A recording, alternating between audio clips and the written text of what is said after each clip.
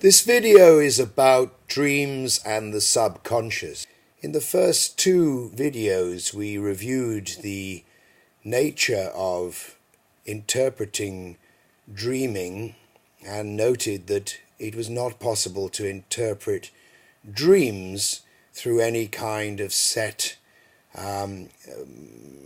book or text which indicated de facto meaning to images in dreams, and that the only person who could interpret a dream was the individual.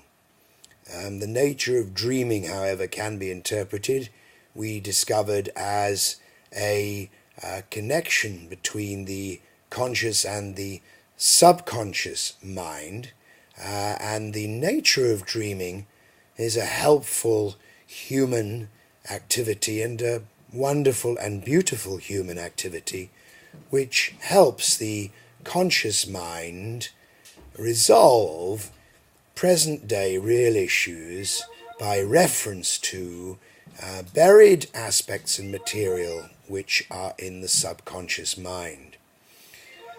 We talked a little bit about the self and the ego as being two principal archetypes, a complicated term coined by Carl Jung, the father of psychodynamic psychology, and we talked about the ego being part of our everyday conscious experience. It is the I. It is the person who drives the car and makes love and eats breakfast, and the self as being part of the subconscious, which is an idealized being, the person that we may become if we make strong connections between our conscious and our subconscious. We talked about these connections being important for great leaders and being sometimes manifest in very special people, in saintly people, in the Gandhis, the Mother Teresas, the Nelson Mandelas, the Jesus Christs of this world. In this video, we're going to delve more into that 80% of the iceberg which is represented by the subconscious mind. You'll remember in the first video we talked about the consciousness in its entirety being like an iceberg, and I used this image of an iceberg, and I suggested that the tip of the iceberg popping up above my shoulder here is what we see from the boat, and most of the iceberg below my shoulder is hidden beneath the surface of the sea. So it's as if my shoulder is the surface of the sea. Excuse me.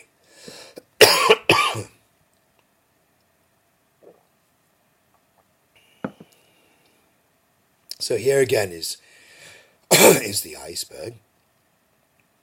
Our conscious thoughts are all that we normally experience, like the tip of the iceberg seen from the boat.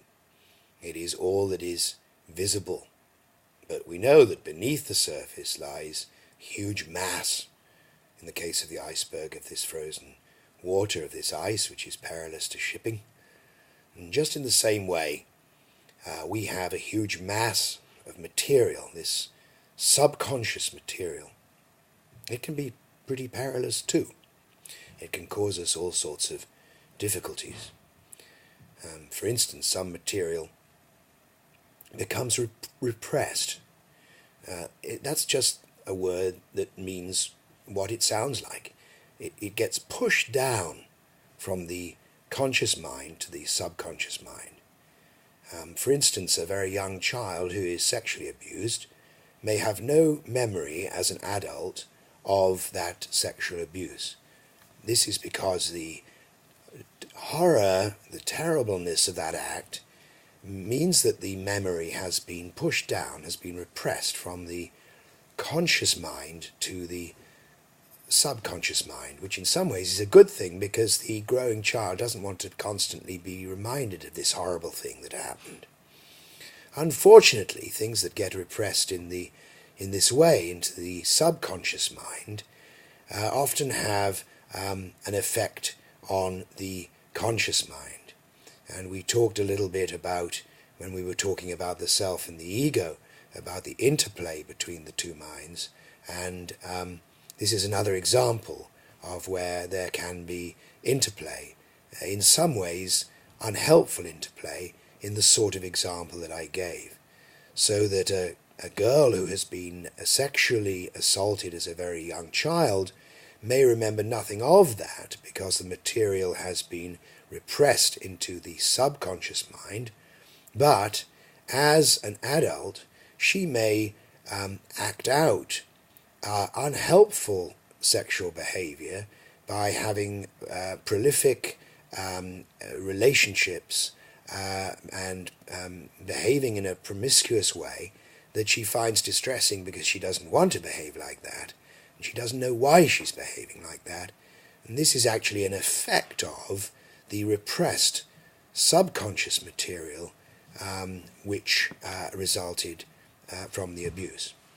Now, by listening to our dreams and by allowing our dreams to inform us, we can help to create a resolution between the unhelpful conscious material and the unhelpful conscious material and the repressed subconscious material. So what are dreams not? Well, I'm going to give you a short dream. It's a dream that somebody had recently, and it went as follows. The young woman dreamed of her skating experience on a frozen lake. It was the first time she had been skating, and she was not doing very well.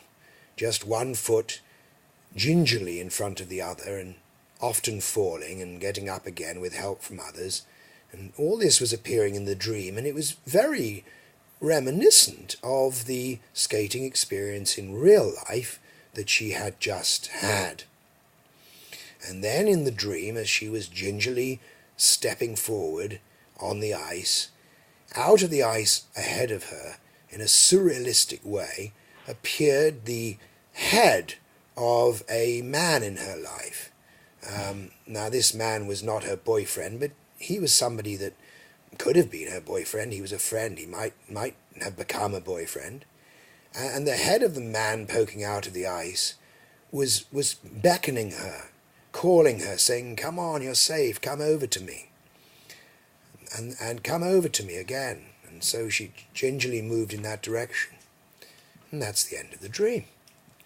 Now, of course, what a lot of people would do would be they would wake, and they would interpret the dream as meaning, "Oh, I've had a dream about that skating recently, but it was a fantastic dream, and out of the ice came the face of my friend, my male friend, and he was beckoning me towards him.